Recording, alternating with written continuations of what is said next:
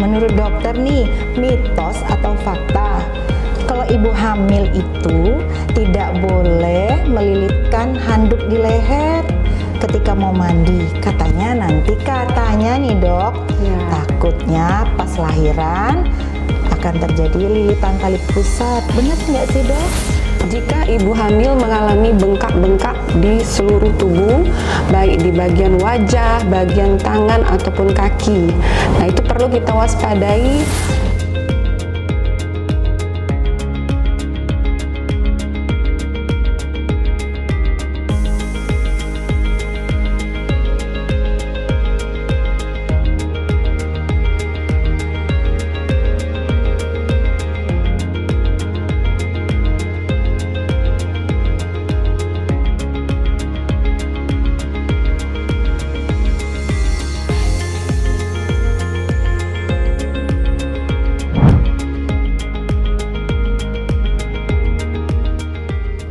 Badan kekar, umurnya tua. Bawa pacul untuk bertani. Apa kabar sahabat podcast semua? Jumpa lagi dengan podcast Rumah Sakit Tingkat 2 Dr. Aka Gani. Selamat pagi, salam sehat untuk kita semua. Apa kabar dokter? Alhamdulillah sehat, Bu Elina. Cerah sekali hari ini. Terima kasih. Iya, baik dokter. Pemirsa podcast Rumah Sakit Aka Gani, jumpa lagi dengan podcast kali ini bersama saya Erlina SST BDN MKes selaku host yang akan memandu acara pada kesempatan kali ini, dan tentunya bersama narasumber kita yang telah hadir, salah satu dokter kebidanan Rumah Sakit Tingkat 2 Dr. Aka Gani, yaitu Dr. Irdarina SPOG. Mungkin sahabat podcast masih ada nih yang belum kenal.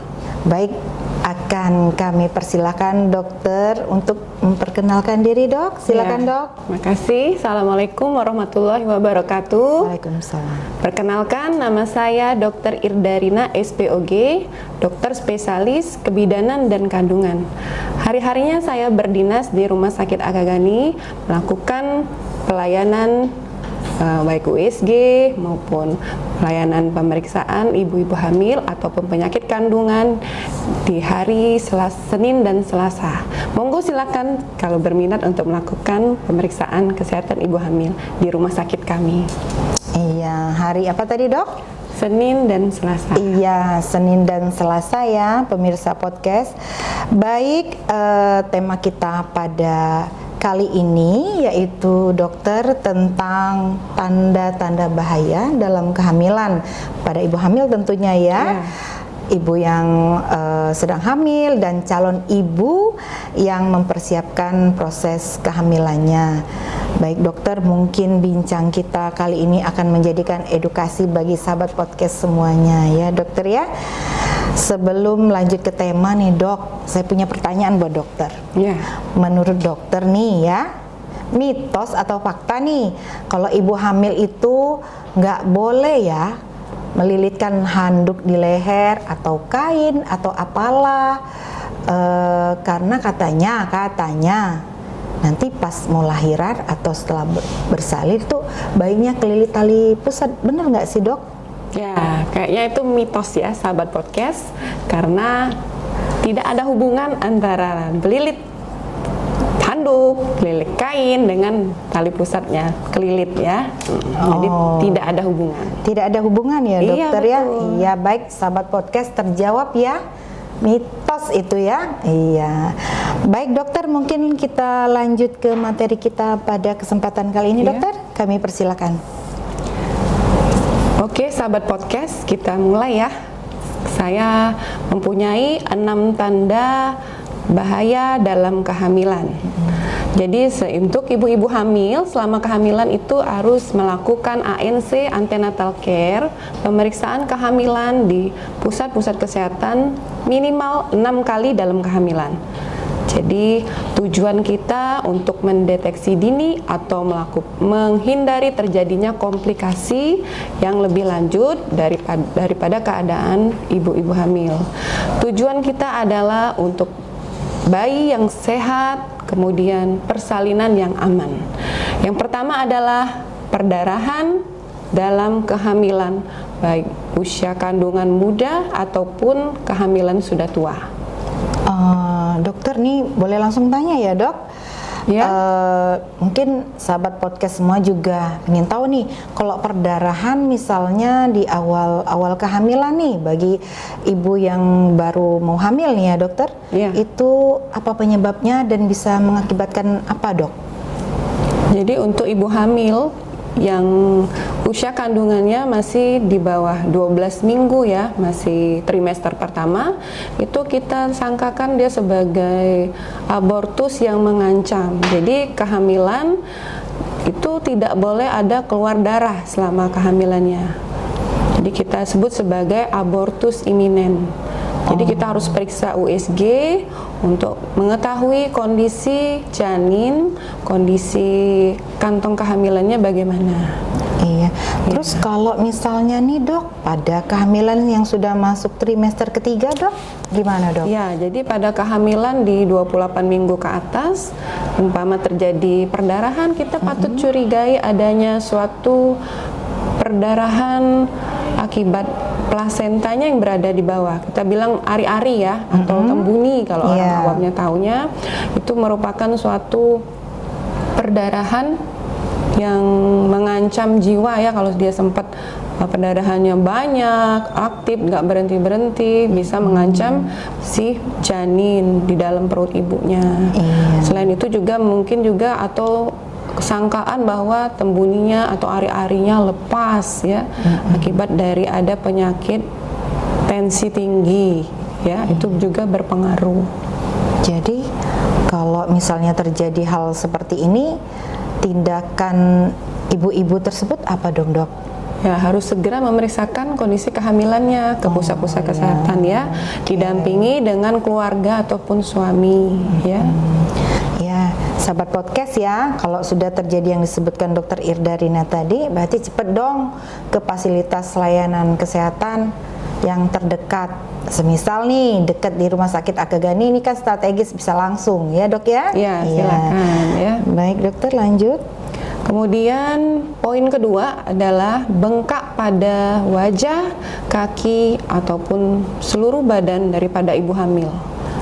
Bukannya itu karena kenaikan berat badan ya dok? Normalnya itu kenaikan berat badan ya tidak sampai menimbulkan kebengkakan pada seluruh tubuh. Jadi memang selama kehamilan biasanya kenaikan ibu hamil itu 12 kilo yang bagus. Kemudian kalau dia tiba-tiba seminggu itu naik 1 kilo, nah itu merupakan warning ya, tanda-tanda bahwa dia sudah ada terjadi retensi daripada cairan. Jadi cairan tubuhnya itu yang membuat dia tampak lebih bengkak badannya. Oh, itu akibatnya apa nih dok? Akibat daripada perlu dicek itu tensinya ya. Gejala awalnya itu adalah tensi yang meningkat. Tensi meningkat selama kehamilan itu tidak boleh lebih dari 140/90 mm air raksa.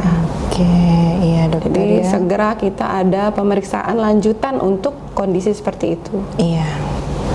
Oke dok, lanjut. Yang ketiga itu adalah demam atau panas tinggi pada ibu hamil. Jadi pada kondisi keadaan demam akan memicu terjadinya kontraksi pada ibu hamil ya. Jadi ibunya mulus duluan, padahal dia usia kehamilannya belum cukup bulan, sehingga akan terjadi persalinan prematur. Jadi bayinya belum cukup baik berat badan maupun kematangan atau maturitas daripada organ-organ tubuh bayinya. Iya, jadi kalau seperti misalnya nih dok, kemarin kan habis lebaran nih kan kita dok ya? Iya betul. Banyak makan yang tidak terkontrol, jadi kalau seperti batuk pilek itu bisa menyebabkan infeksi nggak ya dokter ya? Menyebabkan demam pada ibu hamil? Tentu saja. Jadi kemarin habis lebaran ya banyak juga ya Bu Erlina ya. Benar. Ada yang mencret, datang perutnya mules atau ataupun batuk pilek sampai demam tinggi, itu rata-rata ibu-ibu hamil ini mengeluhkan bahwa perutnya itu merasa kram, Iya. kencang, Dok. Oh, jadi segera harus kita tangani, harus ditokolisis, diberi obat-obatan antibiotik ataupun obat-obat untuk menghilangkan mulesnya, sehingga tidak terjadi persalinan prematur. Iya. Demikian. Aduh ya. Oke dokter, lanjut dok. Kemudian poin keempat yaitu keluar air selama kehamilan. Jadi kalau keluar air itu kita bisa terancam bayinya mengalami infeksi. Jadi menurut literatur jika terjadi keluar air lebih dari 12 jam, maka itu harus segera ditangani supaya tidak terjadi kekeringan pada ketuban ataupun terjadi infeksi pada janin. Iya, nih ada lagi nih dokter yang sering saya dengar ya dok, katanya kembar, kalau bahasa Palembang nih kembar banyu dok. Iya, katanya nggak apa-apa, itu kan kembar banyu, bener gak sih dok? Oh, jadi kembar banyu itu mungkin istilahnya ketuban yang berlebihan. Iya, Jadi dokter ya. bukan bocor dari bawah. Kembar banyu itu adalah semacam ketubahannya berlebihan. Biasanya pada ibu-ibu yang mengalami gula darah tinggi. Ditemui ada gangguan di mana ketubannya berlebihan, lebih dari 800 cc ya, sampai 1000-an bahkan. Jadi sahabat podcast nggak benar itu ya, kembar banyu. Jadi jangan didiemin kalau dia keluar air-air lagi hamil nih. Wah, takutnya tadi kekeringan ataupun terjadi persalinan, karena rata-rata kalau keluar air-air itu akan memicu terjadinya persalinan, mules. Nah, mulesnya itu jadi ujungnya prematur lahirnya. Ya lanjut dokter. Kemudian poin kelima adalah gerakan bayi yang berkurang ataupun tidak terasa gerakan sama sekali. Maka di situ kita perlu waspadai, namanya janin mengalami hipoksia atau kekurangan oksigen di dalam perut, sehingga kita perlu penanganan khusus untuk meresusitasi daripada janin ya. Harus dilakukan pemeriksaan, pergi ke petugas-petugas kesehatan terdekat. Itu dokter, normalnya gerakan bayi ini, biar ibu-ibu podcast ini tahu semua, berapa kali dalam sehari semalam bayi itu mesti yang bergerak nyikut-nyikut itu dok? Ya, jadi selama kehamilan setiap harinya itu ibu-ibu harus merasakan bayinya bergerak 10 kali dalam sehari ya. Itu minimal suatu tanda subjektif yang kita bisa rasakan ya, yang biasa ibu-ibu hamil rasakan, bahwa oh gerakan bayi saya ini berkurang, oh gerakan bayi ini tidak bergerak gitu. Jadi patokannya adalah 10 kali. 10 kali ya dokter ya. Terutama saat ibu sedang istirahat ya. Kadang-kadang ibunya lagi sibuk beraktivitas, jadi dia kurang merasakan gerakan bayi. Ketika ibunya lagi berbaring ataupun ibunya lagi ya istirahat, dia lagi duduk, dia bisa merasakan gerakan. Iya dokter. Kemudian yang terakhir ya, tanda bahaya berikutnya adalah mual muntah yang berlebihan, sehingga ibu-ibu hamil tidak bisa makan atau minum, sehingga badannya lemes. Jadi kita bilang itu suatu keadaan hiperemesis ya, hiperemesis. Jadi berlebihan mual muntah bisa menyebabkan terjadi dehidrasi pada ibu hamil. Basong Palembang nih ngidam dokter ya? Ngidam, betul sekali, Mbak ngidam Nina. katanya kan ya. Ngidam ya. Iya baik dokter, ini tadi ada 6 ya dokter ya? Iya. Tanda bahaya dalam kehamilan ya. Barangkali mungkin ada tips sedikit dari dokter. Jadi kita harus mewaspadai tanda-tanda yang tadi sudah saya jelaskan sebelumnya, supaya kita harus aware, meningkatkan kewaspadaan kita dalam mendeteksi dini ataupun mencegah terjadi komplikasi pergi segera ke Pagotugas Kesehatan terdekat didampingi oleh keluarga dan suami. Iya, baik sahabat podcast, itu tadi seputar tanda bahaya pada kehamilan ya. Dokter juga sudah menyebutkan tipsnya, yaitu pemeriksaan ya dokter yang tepat, cepat, Ya, betul. cepat itu sepertinya cocoknya untuk Rumah Sakit Akagani deh. Ya, betul. Iya, kan kita posisinya nih strategis ya dok. Ya, betul Misalnya sekali. nih ibu hamil lagi jalan-jalan ke PKB, tiba-tiba kontraksi, silahkan Rumah Sakit Akagani siap melayani ibu-ibu hamil, ibu yang mau bersalin, apapun masalah tentang kehamilan, persalinan, seputar lingkup kandungan ya dokter ya. Ya, boleh. Iya, untuk jam layanan kita ada di hari Senin sampai dengan Jumat. Terus untuk emergency, Ponek kita terbuka 24 jam. Jadi kita juga bisa on call ya dokter? Iya, bisa. Jadi sahabat podcast, barangkali demikianlah bincang sehat kita pada kesempatan kali ini.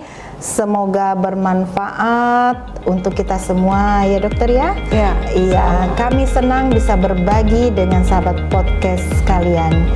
Baik, sebelum saya tutup mungkin ada sedikit pantun ya dokter. Ya, silakan. Jalan-jalan ke kota Bali. Cakep. Cakep. Sampai berjumpa kembali. Salam sehat dari kami.